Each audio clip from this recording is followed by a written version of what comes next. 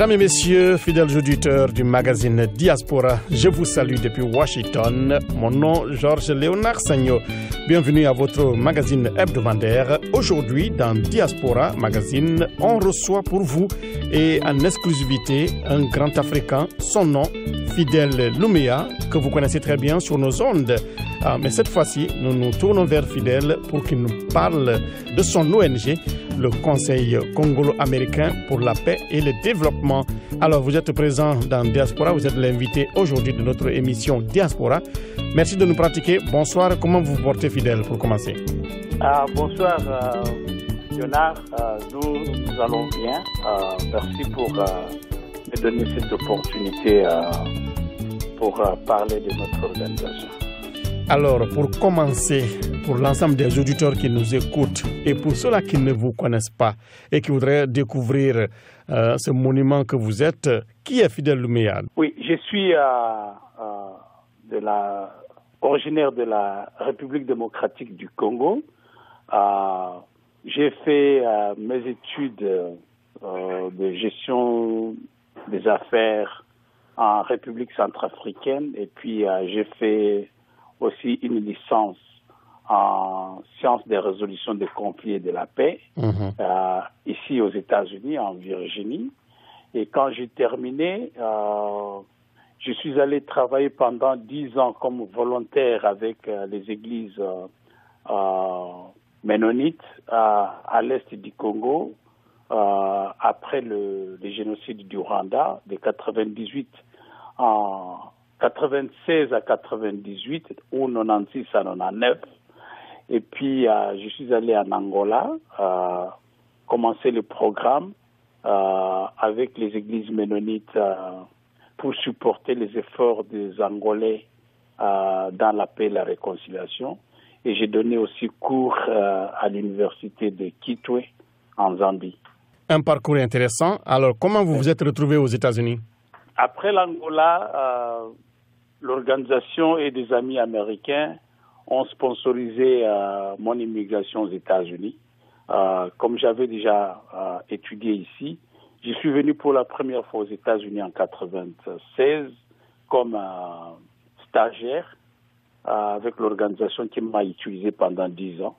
Et donc, je partais et je rentrais. Et puis, à la fin de mon mandat, comme un bonus pour le travail que j'ai fait, ils m'ont demandé si je voulais continuer à travailler en Afrique ou bien je voulais qu'ils sponsorisent pour les États-Unis.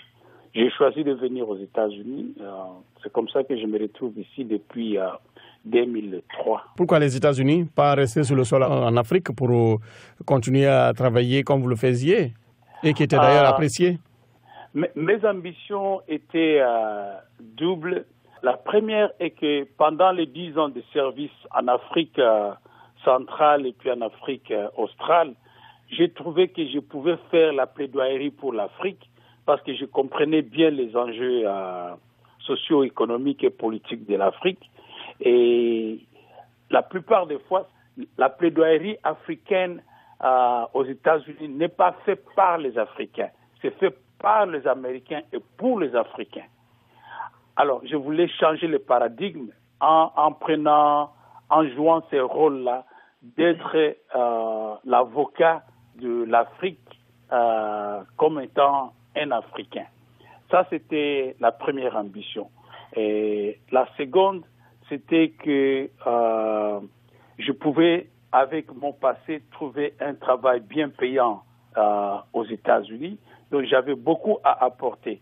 Et quand je suis venu en 2003, j'étais engagé comme advocate pour les réfugiés, avec Réfugiés International. Ça, c'était une grande opportunité pour moi de parler des réfugiés africains et des déplacés de guerre internes.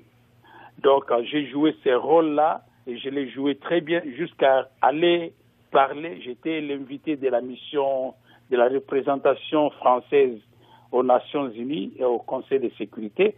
j'ai parlé au Conseil de sécurité. Vous êtes toujours à l'écoute du magazine Diaspora. Georges Léonard Sagno au micro. Notre invité du jour, M. Fidèle Lumea, il est le directeur exécutif du Conseil congolo-américain pour la paix et le développement. Ce plaidoyer que vous faisiez ou que vous faites, est-ce que ce plaidoyer est uniquement pour les réfugiés africains se trouvant sur le sol américain ou l'ensemble des réfugiés qui trouvent donc une terre d'accueil comme les États-Unis? C'était plus pour les réfugiés africains et africaines et les déplacés internes. Parce que n'oublie pas que nous avons en Afrique un grand nombre de déplacés internes. Donc leur situation est plus, les organisations qui travaillent avec les déplacés, souvent n'atteignent pas leur budget.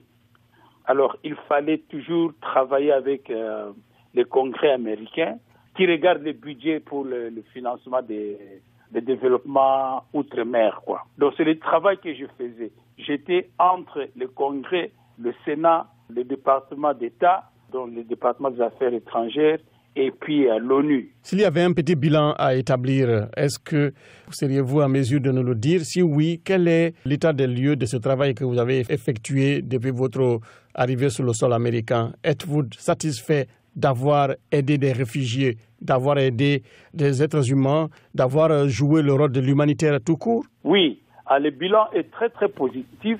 En 2000, les auditeurs et auditrices, surtout ceux du Congo et du Burundi, vont se rappeler de ce qui est appelé communément le massacre des Gatumba. Il y a eu plus de 130 réfugiés congolais à la frontière entre le Burundi et le Congo, Uvira, qui se sont retrouvés au camp de refuge protégés par la communauté internationale et puis l'armée burundaise. Mais il s'est fait que une seule nuit, 160 ont été massacrés. J'étais là 2 jours après, j'ai vu ce qui s'était passé. On s'est battu pour qu'au moins les familles des victimes puissent rentrer au Congo. Et c'était pas facile parce qu'on a eu à faire face au Maï-Maï et c'était tout un désordre. Mais bon, on a travaillé avec les équipes. Vous voulez parler de ces milices qui opèrent à l'est de la République démocratique du Congo? Eux ne voulaient pas parce que la plupart des réfugiés appartenaient aux ethnies Banyamulenge. Mais c'était toutes les ethnies de cette région-là. On a tout fait, tout le monde est rentré à Uvira et puis dans leur village, mais je n'ai pas terminé là-bas. Je suis venu, j'ai fait mon rapport de mission, j'ai rencontré les ambassadeurs, les missions de certains pays que je connaissais qui pouvaient jouer un grand rôle sur cette affaire, parce que jusque-là, on ne savait pas qui étaient les commanditaires de ces massacres et la situation des victimes était très très sérieuse. Il fallait les reloger. Donc, j'ai fait mon travail, j'ai parlé au Conseil de sécurité, j'ai présenté la situation, je suis allé au département d'État, j'ai parlé avec l'unité de protection, j'ai parlé avec l'Office international de migration. Donc, j'ai mobilisé tout le monde. Aujourd'hui, il y a 700 familles des ethnies Banyamulenge et de Bavira et d'autres ethnies du sud de Bukavu qui sont aux États-Unis. Ces gens n'ont jamais su comment ils sont venus aux États-Unis. Et comme par hasard, ils célébraient la commémoration des massacres de Gatumba. Quelqu'un m'a dit, je suis allé là-bas, je leur ai présenté les photos et j'ai vu certaines des victimes. À ce moment-là, ils étaient des petits-enfants, d'autres étaient juste des bébés, ils ont grandi. Chacun s'est rappelé des moments. Je leur ai donné les photos que j'avais. C'était toute une surprise. Et puis, je leur ai raconté ce que j'avais fait et tout le monde me disait, bon, nous, on n'a jamais su comment nous sommes venus et qui avait initié cela. La plupart de ces familles-là sont dans la région de Washington ou bien elles sont éparpillées un peu sur le sol américain? Elles sont éparpillées sur le sol américain. La plupart étaient à Maine et puis à Maryland et ils sont maintenant partout. Vous savez, vous arrivez et puis après une année, vous décidez où est-ce que vous voulez partir. Ce sont des survivants des massacres du camp de Gatumba, c'est ça? Oui, oui. Et ils ont un site internet où ils continuent à chercher jusqu'à présent que justice soit faite pour qu'ils sachent au moins qui avait commandité le massacre. Donc ça, c'est parmi les grands succès de mon travail en tant qu'humanitaire. Mais il y a aussi autre chose.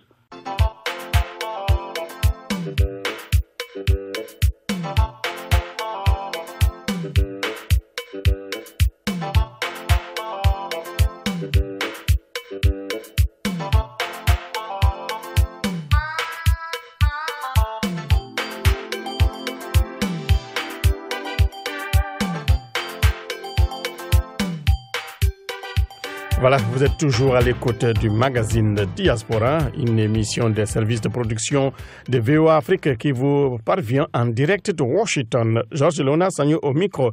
Notre invité du jour, M. Fidèle Lumea, il est le directeur exécutif du Conseil congolo-américain pour la paix et le développement. Il nous parle justement de la paix et du développement. Alors, M. Fidèle Lumea, avez-vous eu des reconnaissances sur le plan international qui récompense un peu votre travail? Aider quand même plus de 700 familles à se relocaliser, à s'installer aux États-Unis, c'est pas une mince affaire, Monsieur Fidèle Lumea. Non, je n'ai jamais reçu une récompense. Au moins sur le plan professionnel, j'avais organisé beaucoup de conférences pour parler de cela et je suis allé dans des universités. Ma compagnie, disons l'organisation avec laquelle j'ai travaillé à ce moment, Réfugiés International, était très très content de cet effort-là parce que tu vois, j'ai travaillé sous le contrat. Alors à ce niveau-là, c'est comme tu sais, c'est à l'agence de faire la promotion de cet effort-là plutôt que moi je la fasse personnellement, quoi. Mais l'ambassadeur, le représentant français à l'ONU qui s'était saisi du dossier, il était très très content, il a terminé sa mission, il est rentré en France, nous sommes restés en contact, mais c'était à l'organisation de faire la publicité de cet effort-là, quoi.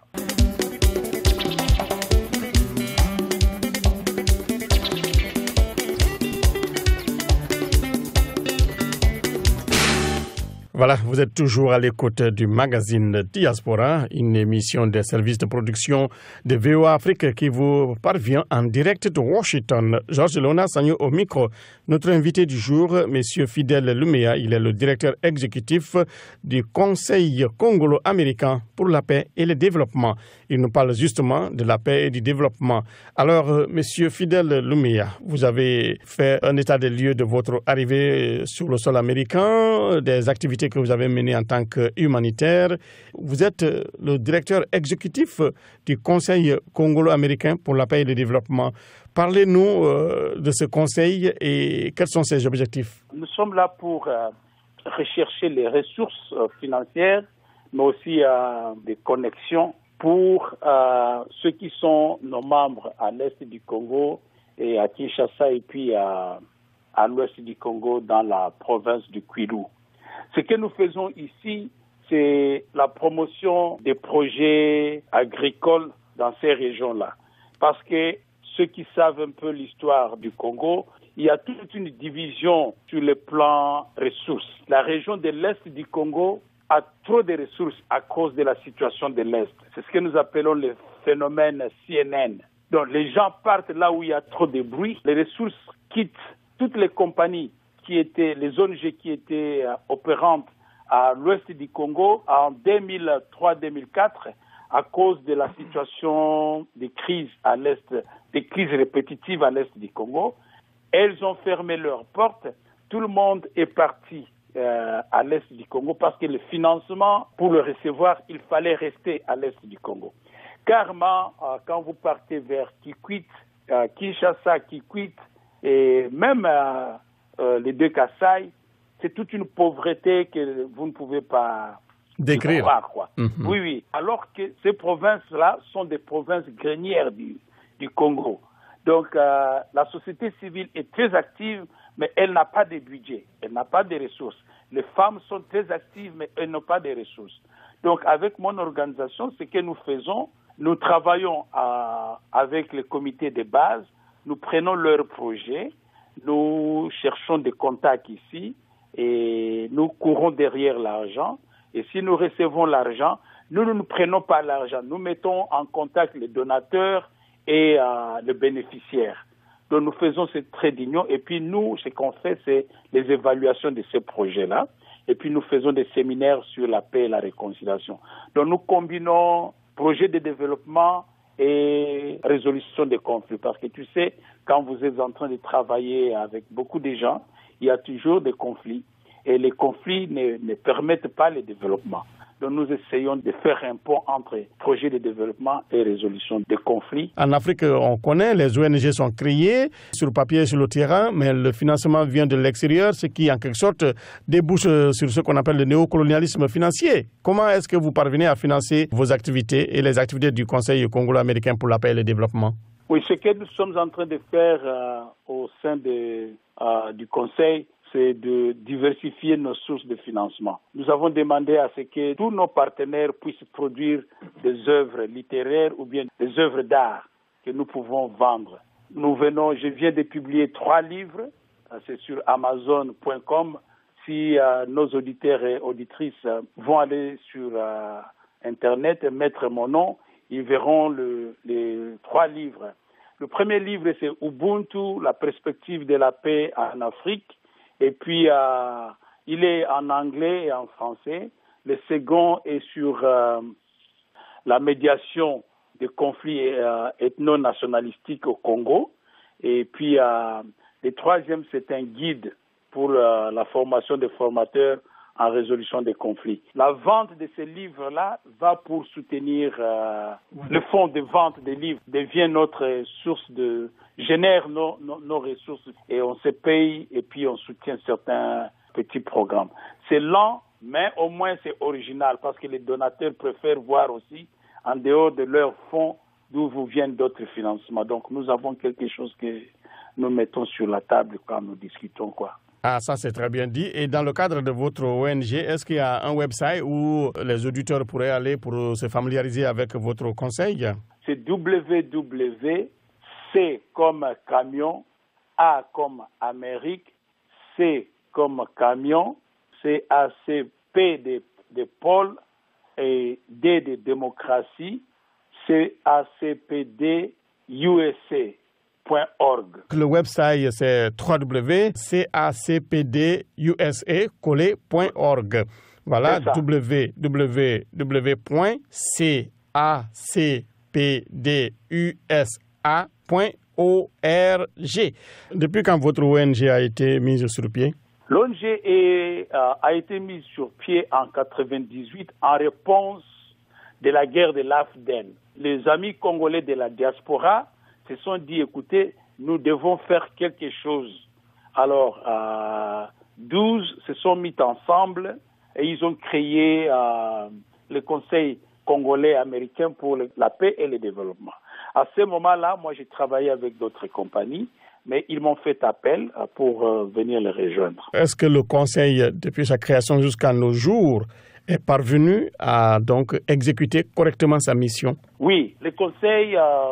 les premières 10 années, ou 8 je peux dire, a reçu des financements et nos partenaires, surtout en 2006, nous avons reçu des financements pour préparer, vous savez, il y avait des élections. On s'est plus focalisé sur le monitoring des élections. On a financé le membre de la société civile à Kinshasa, à l'est du Congo et dans le Bandundu, et puis l'église du Christ au Congo, qui préparait les moniteurs des élections. Donc à ce moment-là, c'était les élections, on en a fait, et puis après, nous avons encore reçu des fonds pour soutenir des projets de développement par des microcrédits, pour surtout les mamans dans la ville de Kinshasa et dans le Bandundu. Alors c'est ce qu'on a fait, et l'année passé 2016, il y avait des crises. Nos membres commençaient à s'inquiéter à cause de la situation des écoles. Il y avait des enfants qui étudiaient à même les sols, surtout dans la ville de Kikwit. Donc, avec des financements qu'on avait, on a financé des bancs dans certaines écoles à Kikwit. Nous avons un projet de 1 million de bancs pour la ville de Kikwit, dans la province du Kwilu. Et nous sommes en train de chercher des partenaires pour cela. Nous sommes en discussion avec des différents partenaires.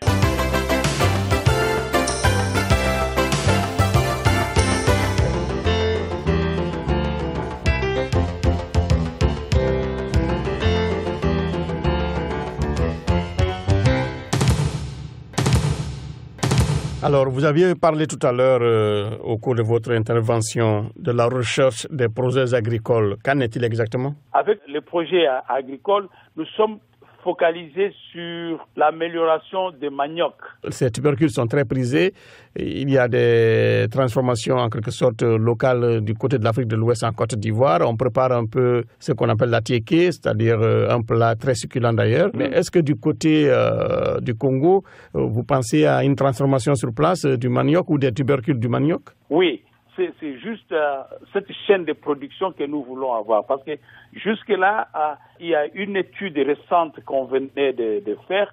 Vous savez, avec les changements climatiques, le manioc est le seul arbre qui va rester toute la vie. Parce que quand il y a la guerre, tout le monde fuit, les maniocs se produisent d'eux-mêmes. Il n'est pas trop demandant.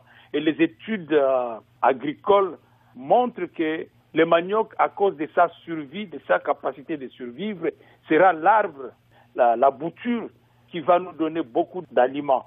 À ce niveau-là, ce que nous voulons faire, c'est de lutter contre les insectes qui attaquent les maniocs et améliorer la bouture, la rendre plus résistante et puis aussi améliorer la qualité. Nous sommes en train de pousser vers un forum scientifique parce que vous savez, ce que nous avons constaté est que la plupart des fois, les gens qui font des recherches dans nos pays, s'ils n'ont pas de connexion à l'intérieur, à l'extérieur, ils ne partent nulle part.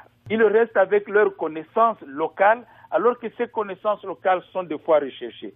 La première étape que nous voulons faire, c'est de donner la possibilité que les chercheurs dans la région de Bandundu et à Kinshasa puissent avoir accès à l'information, mais accès aussi aux ressources. Nous avons planifié des rencontres entre chercheurs américains dans le manioc et chercheurs congolais de Kinshasa et dans le Bandundu pour une conférence d'échange en 2018. Nous avons sollicité de l'argent auprès de Microsoft. Nous attendons des réponses. Il y a des champs, des hectares que nous avons pour l'expérimentation et la distribution des boutures améliorées. Et où se tiendra cette conférence si le financement est obtenu? Est-ce que ça sera à Kinshasa ou à l'intérieur de la RD Congo? La conférence se tiendra à Kinshasa. Il y aura des déplacements à l'intérieur pour voir le terrain et commencer déjà à préparer ces hectares-là pour les projets pilotes, quoi. Nous sommes en train de négocier pour la chaîne de production à caractère industriel.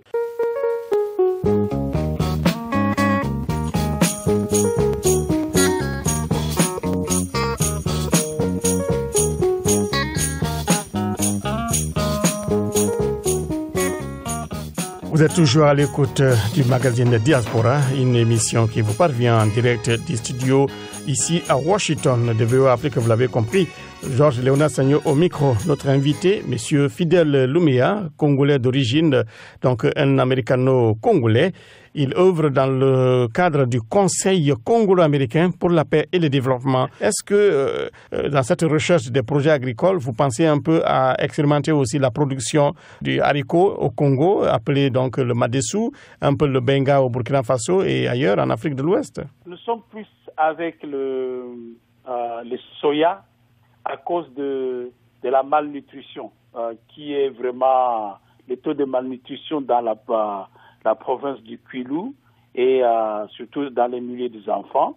Nous voulons baisser ce taux de malnutrition avec le soya. Ici, notre approche, Léonard, n'est pas de dicter des projets ou bien de laisser les donateurs nous dicter des projets, mais c'est plutôt nous qui prenons la commande. Nos membres nous disent quels sont les besoins qu'ils ont répertoriés et quelles sont les solutions. Nous cherchons à établir un contact avec les gens qui sont intéressés. Nous sommes en train de changer un peu cette approche-là où les projets de développement africains étaient faits dans des bureaux à New York. Parce que quand les donateurs quittent, quand l'argent est fini, c'est cette base-là qui reste pour piloter le projet. Donc nous voulons que les gens soient sensibilisés et les gens prennent en main l'intendance du projet pour le soutien de ces projets à long terme. Après le manioc, c'est le soya que nous visons. C'est parce que aussi le soya ne demande pas trop. Le soya peut pousser sur n'importe quel sol. Et puis il y a aussi, on a essayé en 2013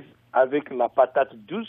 certains de nos membres dans la région du Kwilu ont produit au moins 6 tonnes de patates douces. Mesdames et messieurs, vous êtes à l'écoute de VOA Afrique et vous suivez votre émission Magazine Diaspora. Notre invité, Fidèle Doumbia, sur le plan de la paix, qu'est-ce que votre conseil a concrètement fait ou fait actuellement pour rapprocher les Congolais, pour unir les Congolais? Grosso modo, qu'est-ce que vous faites dans le cadre de la paix, de la promotion de la paix et de la culture de la paix? Dans le cadre de la promotion de la paix, à l'est du Congo, nous travaillons avec le Conseil pour la paix et la réconciliation, qui est basé à Bukavu. C'est notre partenaire. C'est une plateforme de 35 organisations de la base. Ils occupent tout le sud Kivu jusque dans les montagnes de Minembwe. Il y a des membres là-bas et ils travaillent avec les chefs coutumiers. Ils leur donnent des formations, mais aussi des petits soutiens financiers pour organiser des rencontres, des séminaires et des formations, mais aussi des palabres, quoi. Donc nous sommes au sud Kivu. Dans les Bandundu, à Kinshasa, nos membres nous ont déjà contactés. Ils sont en train de travailler sur un projet. Nous planifions à mettre ensemble et la police et la population d'Ngiringiri et Kassavubu, où il y a trop de problèmes entre la police et les communautés. Nos membres sont en train de penser à avoir des rencontres où les gens peuvent rétablir le pont entre membres de communautés. Nous sommes en train d'évaluer le dernier séminaire qui s'était fait auprès de certaines communautés religieuses où les gens se sont mis en conflit autour du pouvoir et du leadership, quoi.